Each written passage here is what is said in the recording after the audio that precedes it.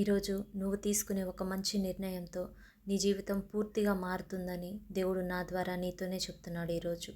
ఎందుకంటే ఈరోజు మీకు ఒక అవకాశం ఉంది, కానీ రేపనేది ఉంటుందన్న గ్యారెంటీ ఉందా? లేదు కదా. కాబట్టి నిర్లక్ష్యం చేయకుండా ఈ వీడియోని స్కిప్ చేయకుండా చివరి వరకు చూడండి. మీ ఫ్రెండ్స్ అండ్ ఫ్యామిలీ మెంబర్స్ కూడా షేర్ చేయండి. ఈ వీడియో మీకు ఆశీర్వాదకరంగా అనిపిస్తే నా ఛానల్ని ఇప్పుడే సబ్స్క్రైబ్ చేసుకోండి. అత్యున్నతుడా, సర్వోన్నతుడా, ఈరోజు ఈ వాక్యం ద్వారా మా అందరితో సూటిగా స్పష్టంగా మాట్లాడండి ప్రభువా. మేము ఎలాంటి నిర్ణయాలు తీసుకుంటే మా జీవితం బాగుంటుందో వివరించమని నజరేయుడైన యేసుక్రీస్తు నామంలో ప్రార్థించుచున్నాను తండ్రి, ఆమేన్. మొదటిగా మనం చూసుకుంటే వాయిదాలు వేయటం. అవునండి, అస్సలు దేన్ని కూడా వాయిదా వేయొద్దండి. రేపు చేద్దాంలే, రేపు వెళ్తానులే, ఇంకా టైం ఉంది, ఈరోజు ఎందుకు చేయాలి, ఇప్పుడే చేయాలా, అలా ఎన్నో వాటిని మనం వాయిదా వేస్తూ ఉంటాం. కానీ అలా అస్సలు చేయకూడదండి. అదేవిధంగా కొంతమందిని రక్షణ తీసుకోమంటే అప్పుడే రక్షణ ఎందుకండి, లేదంటే కొంతమంది అంటూ ఉంటారు, ఒక 50 సంవత్సరాలు అయినాకో లేదంటే ముసలి వాళ్ళు అయినాకో అప్పుడు చూద్దాంలేండి అన్నవాళ్ళు ఎంతమంది లేరు. మీకు ఒక చిన్న ఉదాహరణ చెప్పాలనుకుంటున్నానండి. ఒక ఆవిడ ఎన్నో సంవత్సరాలుగా చర్చ్కు వెళ్తూ ఉందన్నమాట. ఏదో కారణాల వల్ల ఆమె రక్షణ పొందలేదు. పాస్టర్ గారు కూడా ఎన్నోసార్లు చెప్పి చూశారు ఆవిడకి రక్షణ తీసుకోమని. కానీ ఆమె ఏమో ఎప్పుడు పోస్ట్ పోన్ చేసుకుంటానే వస్తుందన్నమాట. అంటే వచ్చే నెల తీసుకుంటాను, లేదంటే తర్వాత నెలలో తీసుకుంటాను పాస్టర్ గారు అని వాయిదాలు వేస్తూ వచ్చిందనమాట. ఒకసారి ఆమంతటా ఆమె వచ్చేసి పాస్టర్ గారితో అనిందనమాట, రేపు నేను ఇలా రక్షణ తీసుకోవాలనుకుంటున్నానండి అని చెప్పింది. కానీ ఆ రోజు రాత్రి ఆమె సడన్గా యాక్సిడెంట్ అయి చనిపోయిందండి. చూసారా, అలా వాయిదాలు వేయటం వల్ల ఆమె రక్షణ లేకుండానే మరణించింది. కాబట్టి మనం ఈరోజే మారాలండి, రేపు మన చేతిలో లేదు కదా. అదేవిధంగా సాతాను కూడా ఏం చేస్తూ ఉంటాడంటే మన మైండ్ని డైవర్ట్ చేస్తూ ఉంటాడనమాట. ఎందుకంటే మనం బాగుపడటం సాతానికి నచ్చదు కదా.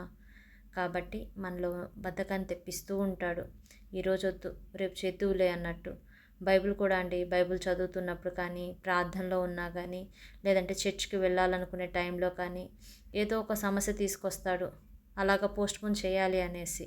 ఎందుకంటే ఆ క్షణమే దేవుడు మనతో మాట్లాడి దేవుని మనల్ని మార్చేస్తాడేమోనని సాతానికి చాలా భయం అన్నమాట. అదేవిధంగా లోకానుసారంగా జీవిస్తూ దేవునికి టైం ఇవ్వలేకపోవడం, అది కూడా అండి అస్సలు నచ్చదు దేవునికి. ఈ రోజు నుంచి అయినా ప్రార్థనలో గడుపు, బైబిల్ బాగా చదువు, వాక్యానుసారంగా జీవించు. ఆయన సన్నిధి మనకు తోడుగా ఉంటే మన బలహీన సమయాల్లో కూడా మనల్ని ఆయన బలపరుస్తాడనమాట. మనం ఎలా ఉండాలి, ఎలా నడుచుకోవాలనే జ్ఞానాన్ని, వాక్యాన్ని ధ్యానించడం వల్ల మనం పొందుకోగలుగుతాం. ఇందాక మనం మాట్లాడుకున్నాం కదా, వాయిదా అనే పదం మన మనసుకు కూడా రాదండి. కాబట్టి దేవుని విషయంలో చాలా అలర్ట్గా ఉండండి. ప్రతిరోజు ఒక టైం అనేది పెట్టుకోండి. అన్ని పనులు ముగించాక 9 లేదంటే 9:30కి ప్రార్థన చేయడం మొదలు పెట్టండి. తర్వాత రోజు చేయండి, ఆ నెక్స్ట్ డే చేయండి. అలా చేస్తూ ఉంటే ఆటోమేటిక్గా మీకు అలవాటు అయిపోతుందన్నమాట దేవుడితో గలపడం. సాతానికి పాటలు పాడేవాళ్ళంటే భయం ఉండదండి, వాక్యం చెప్పేవాళ్ళన్నా భయం ఉండదు. కానీ మోకాళ్ళ మీద ప్రార్థన చేసేవాళ్ళంటే చాలా భయం అన్నమాట. కాబట్టి రోజు దేవునితో సమయాన్ని గడపాలని నిర్ణయించుకో. ఇది చాలా మంచి నిర్ణయం అవుతుంది. అదేవిధంగా మరొక ముఖ్యమైనది ఒకటి ఉందండి. మనలో ఉన్న పాపాన్ని, అదేవిధంగా చెడు స్నేహాల్ని మనం విడిచిపెట్టాలండి. అవునండి, మనం ఈరోజు వాటిని మన జీవితంలో మార్చుకోలేకపోతే మాత్రం రేపు మనం ఎంతో పశ్చాత్తాపడాల్సి వస్తుంది. పాపం అంటే చెడు పనులు చేయడం మాత్రమే కాదండి. పాపం అంటే దేవునికి నచ్చనివి, దేవునికి విరుద్ధంగా చేసేవన్నీ కూడా పాపం కిందకే వస్తాయి అన్నమాట. చెడు పనులంటే లోకానుసారంగా చూసుకుంటే ఎన్నో ఉన్నాయండి. మనలో వచ్చే చెడు తలంపులు కావచ్చు, అబద్ధాలు చెప్పటం, ఎదుటివారిపై కోపం, ద్వేషం, పగ పెంచుకోవటాలు, డబ్బు కోసం ఎన్నో చెడ్డ పనులు చేస్తున్నారు, దొంగతనాలు చేస్తూ ఉన్నారండి. ఈ మధ్య మనం టీవీల్లో కూడా చూస్తున్నాం కదా, డబ్బుల కోసం అత్త మామల్ని, అన్నదమ్ముల్ని, అసలు కన్న తల్లిదండ్రులను కూడా చంపేస్తూ ఉన్నారండి. అదేవిధంగా మన శరీర సుఖాల కోసం వ్యభిచారాలు చేస్తున్నారు, అక్రమ సంబంధాలు పెట్టుకుంటున్నారు చాలామంది. ఇంకా చూసుకుంటే యూత్ అండి, చూడకుండా వాటిని చూస్తున్నారు, ఇలా చేయకూడని పనులు ఎన్నో చేస్తున్నారండి. ఇవన్నీ కూడా పాపమే. ఇలాంటి పాపాలు చేయటం వల్ల దేవునికి అందరూ కూడా దూరమైపోతున్నారండి. కాబట్టి దేవునికి మనం దగ్గర అవ్వాలి అంటే ఆ పాపాన్ని విడిచిపెట్టి ఆ పాపాన్ని దేవుడి ముందు క్షమించమని ఒప్పుకోవాలండి. అప్పుడు మిమ్మల్ని దేవుడు క్షమిస్తాడు. కానీ ఒక్క మాట అండి, దేవుని ముందు మీరు మీ పాపాన్ని ఒప్పుకొని మళ్ళీ పదే పదే ఆ పాపం అస్సలు చేయకండి తిరిగి.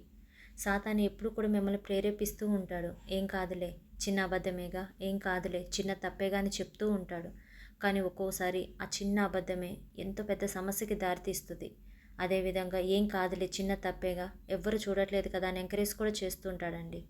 కానీ దేవుడికి అన్నీ తెలుసు, దేవుడు అన్నీ చూస్తున్నాడు. కాబట్టి పాపాన్ని విడిచిపెట్టండి. ఎందుకంటే పాపం జీతం మరణం అండి. అదేవిధంగా లోకంలోని చెడు స్నేహాలను, చెడు అలవాట్లను కూడా విడిచిపెట్టాలండి. ఫ్రెండ్స్ లేని వాళ్ళు ఒక్కళ్ళైనా ఉంటారా చెప్పండి? ప్రతి ఒక్కరికి ఫ్రెండ్స్ ఉంటారండి. వాళ్ళ కాలేజ్ లైఫ్లో ఫ్రెండ్స్ ఉంటారు, జాబ్లో జాయిన్ అయినాక ఫ్రెండ్స్ వస్తారండి, ఇంటి పక్కన వాళ్ళతో ఫ్రెండ్షిప్ అనేది ఉంటుంది. ఇలా ఫ్రెండ్స్ ఉంటూనే ఉంటారు. ఫ్రెండ్స్ ఉండటం తప్ప అని మీరు అడగొచ్చు. నేను ఫ్రెండ్స్ ఉండకూడదని చెప్పడం లేదు, ఫ్రెండ్షిప్ చేయొద్దని కూడా చెప్పనండి. కానీ మీరెవరితో, అంటే ఎలాంటి వారితో ఫ్రెండ్షిప్ చేస్తున్నారనేది చాలా ఇంపార్టెంట్ అండి. ఒక సామెత ఉంటుంది కదా, 6 నెలలు ఫ్రెండ్షిప్ చేస్తే వాళ్ళు వీళ్ళవుతారు, వీళ్ళు వాళ్ళు అవుతారు అని. కాబట్టి మీ ఫ్రెండ్స్ ఎలా ఉన్నారో ఒకసారి చెక్ చేసుకోండి. కొంతమందికి సిగరెట్, మందు అలవాట్లు ఉంటూ ఉంటాయండి. అలాంటి వారితో తిరిగి ఎంతోమంది వాటికి బానిసలైపోతూ ఉన్నారనమాట. దేవుని నమ్మిన వారు కూడా ఈ లోకంలో ఎన్నో చెడు అలవాట్లకు తెలియకుండానే బానిసలైపోతున్నారండి. లోకానుసారమైన వాళ్ళతో ఫ్రెండ్షిప్ చేయటం వల్ల సినిమాలు చూడడం మొదలు పెడతారు, మందు సిగరెట్లు అంటారు, అమ్మాయిలని, లవ్ అని, ఫోన్లలో చూడకుండా వాటిని చూడటం కానీ, ఇలాగ ఎన్నో చేస్తూ దేవునికి దూరం అయిపోతున్నారండి. అంటే అసలు నేనేం చెప్పాలి అనుకుంటున్నానంటే, నీ లైఫ్ని దేవునికి దూరం చేసే వాళ్ళతో నువ్వు చాలా జాగ్రత్తగా ఉండాలి అని చెప్పాలనుకుంటున్నాను. లేదంటే ఏం చేస్తారంటే, దేవునితో ఎక్కువగా టైం స్పెండ్ చేయండి. అప్పుడు దేవుడే చెప్తాడు ఎలా ఉండాలి అనేది. అందరు కలిసి ప్రార్థిద్దామా?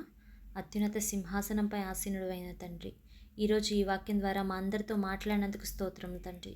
ఈ ప్రార్థనలో ఏకీభవించిన ప్రతి ఒక్కరిని పేరు పేరున జ్ఞాపకం చేసుకోండి ప్రభువా. ఈరోజే మేము ఒక మంచి నిర్ణయం తీసుకోవాలని, ఎందుకంటే అవకాశం ఒకసారి వస్తే మరొకసారి ఉంటుందో లేదో గ్యారంటీ లేదు ప్రభువా. కాబట్టి లోకానుసారంగా కాకుండా నీకు ఇష్టమైన విధంగా జీవించేలాగా మాకు మంచి జ్ఞానాన్ని దయచేయండి ప్రభువా. ప్రతి విషయంలో నీ మీద ఆధారపడి మా ప్రతి పనిలో విజయాలను చూడాలనే మంచి నిర్ణయాన్ని ఈరోజు మేము తీసుకోబోతున్నాం ప్రభువా. ఈ కొత్త నెల నుంచి కొత్త అవకాశాలను, కొత్త లైఫ్ను మాకు దయచేయమని నజరేయుడైన యేసుక్రీస్తు నామంలో ప్రార్థించుచున్నాను తండ్రి, ఆమెన్. ఈ వీడియో మీకు ఆశీర్వాదకరంగా అనిపిస్తే, దేవుడు మీతో మాట్లాడాడు అనిపిస్తే నా ఛానల్ని ఇప్పుడే సబ్స్క్రైబ్ చేసుకోండి. మీ ఫ్రెండ్స్ అండ్ ఫ్యామిలీ మెంబర్స్ కూడా షేర్ చేయండి. దేవుని స్వార్థ సేవలో మీరు ఒక భాగం అవ్వండి. దేవుని నుంచి గొప్ప ఆశీర్వాదాలను కూడా పొందుకోండి. అదేవిధంగా మీకు ఏమైనా ప్రేయర్ రిక్వెస్ట్లు ఉంటే కామెంట్ సెక్షన్లో తెలియచేయండి, మీకోసం ప్రార్థిస్తాము.